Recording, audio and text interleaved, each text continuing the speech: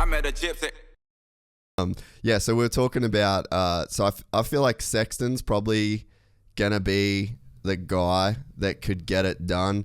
I mean, like, Kenny obviously can do it. Like, he's there, you know, the last round. There's some tweaks that he's obviously going to have to make. Like, it's hard to spell. He's my friend. At this point, it's hard to even, like, say what I want to say because I just feel, I don't know, it doesn't feel right.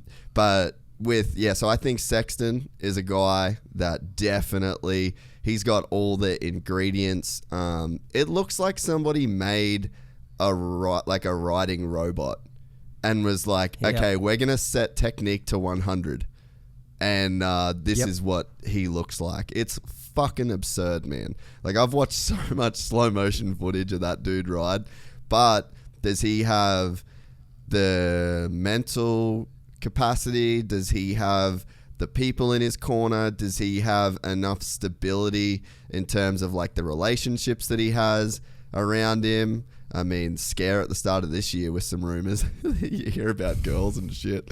And so, yeah, I mean, there's like a lot of pieces to the puzzle that have to come into play. So it's like, all right, maybe Sexton gets it done. Maybe Kenny figures it out.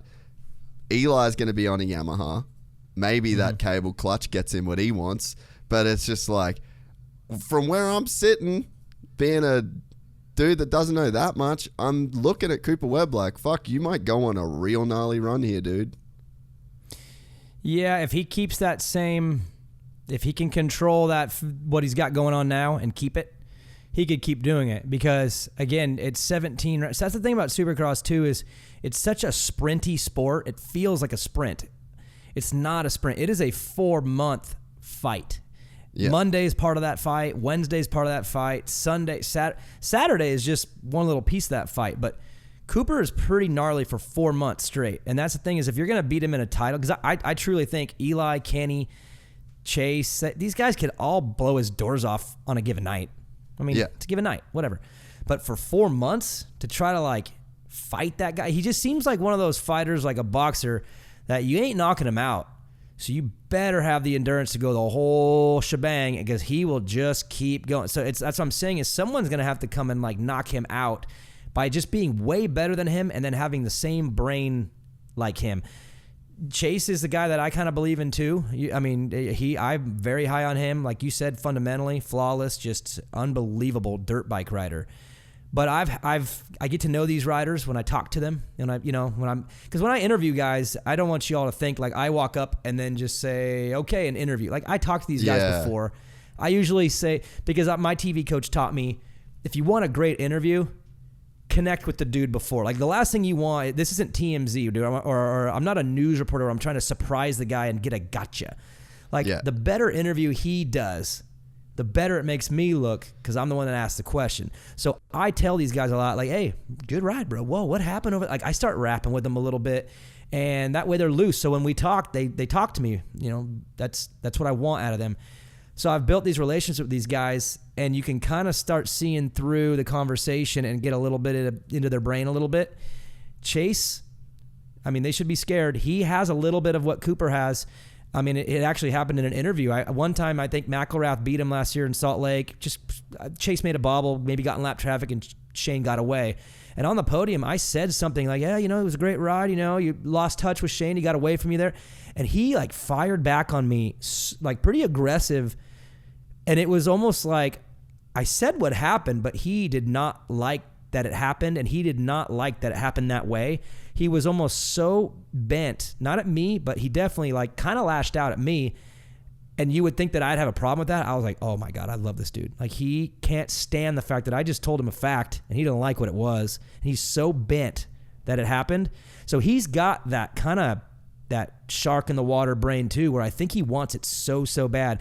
But he's young, so he's got to learn to control it. But once he does, I think, will be probably your next multi-time champion. Could Eli win again? Yeah. Could Kenny get his first? Yeah. Chase, to me, will be the next one, say 5 years from now, that's got a couple of these. Because, again, he has got some of that mentality that Cooper has, but he's honestly a better, I'd say physically a better rider. So Cooper is going to have to fight a guy like him, I think, very soon. And he just has to hope that Chase stays messy, because it is messy right now. He's too fast for his own good. That loop out thing he did at Salt Lake City in practice, like those things are still happening because he's still a pup, I think. You know, he's got it all, but he's a little young to really understand all the issues that are out there that can bite you, because they all bite. He gets bit a lot. So I think when he cleans it up, Coop's going to have his hands full, because that guy's like him. And I think that's why that last round was important, because Cooper knows everything about every one of his competition. I mean, I've had conversations. I say, hey, what do you think about he knows everything about everyone. So you think you and I somehow happen to know this about Chase and he doesn't? Yeah. So that round 17, he knows too. That is not someone he wants to gain any confidence and momentum, because that guy's got the same type of attitude and the same DNA. So I'm with you. I personally believe he's the next, like, probably superstar, and he's going to have his run until Jet grows up, because then he's going to have his hands full with a different type of freak show, man. If you enjoyed this content, please like and subscribe. And to listen to the full 3-hour podcast, search Gypsy Tales in your favorite podcast platform or click the link in the description below. Gypsy Gang.